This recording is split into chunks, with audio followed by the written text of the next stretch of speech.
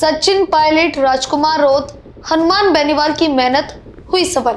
अरावली पर्वतमाला को लेकर सुप्रीम कोर्ट में फिर होगी सुनवाई। पर्यावरण और जन आंदोलन को लेकर अवकाश में खुलेगा कोर्ट। नमस्कार, आप देख रहे हैं भारत रफ्तार और मैं हूं आपके साथ खुशी।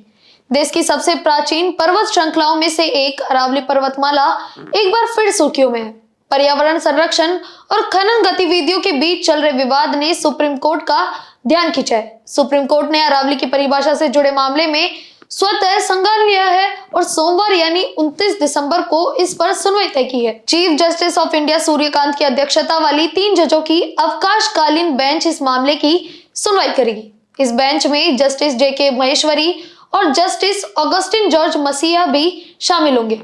मामले का शीर्षक है definition of Aravalli hills and mountain ranges and related issues. दरअसल ये विवाद पिछले महीने 20 नवंबर को आए सुप्रीम कोर्ट के एक फैसले से शुरू हुआ था। तत्कालीन चीफ जस्टिस BR गवई की बेंच ने पर्यावरण मंत्रालय की एक समिति की सिफारिशों को स्वीकार किया था। इस फैसले में अरावली हिल्स को परिभाषित किया गया था कि स्थानीय स्तर से 100 मीटर या उससे अधिक ऊंचाई वाली कोई भी भूमि रूप से अरावली पहाड़ी मानी जाएगी। साथ ही अगर 2 या 2 से अधिक पहाड़ियां एक दूसरे से 500 मीटर की दूरी के अंदर हो तो उन्हें भी अरावली रेंज का हिस्सा माना जाएगा। इस नई परिभाषा से पहले अलग अलग राज्यों में अरावली की अलग अलग परिभाषाएं थी, जिससे खनन नियमन में अस्पष्टता थी।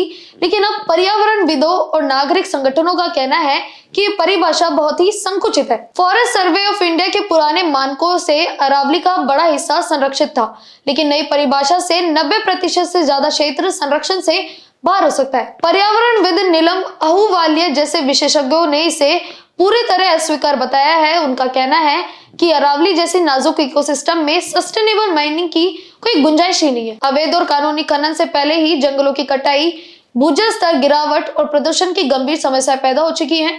अरावली थार मरुस्थल को पूर्व की ओर फैलने से रोकने वाली ग्रीन वॉल है। अगर इसका संतुलन बिगड़ा तो मरुस्थलीकरण बढ़ेगा, जैव विविधता खतरा में पड़ेगी और दिल्ली NCR समेत उत्तर भारत का जलवायु संतुलन प्रभावित होगा। राजस्थान में उदयपुर, जोधपुर, सीकर, अलवर जैसे जिलों में कांग्रेस नेताओं द्वारा बड़े बड़े विरोध प्रदर्शन भी हो रहे हैं, जैसे सचिन पायलट, अशोक गहलोत, हनुमान बेनीवाल, राजकुमार रोत समेत कई बड़े नेता इसका विरोध कर रहे हैं। विपक्षी दल का कहना है कि खनन माफिया को इससे फायदा पहुंचाने वाली बात हो रही है।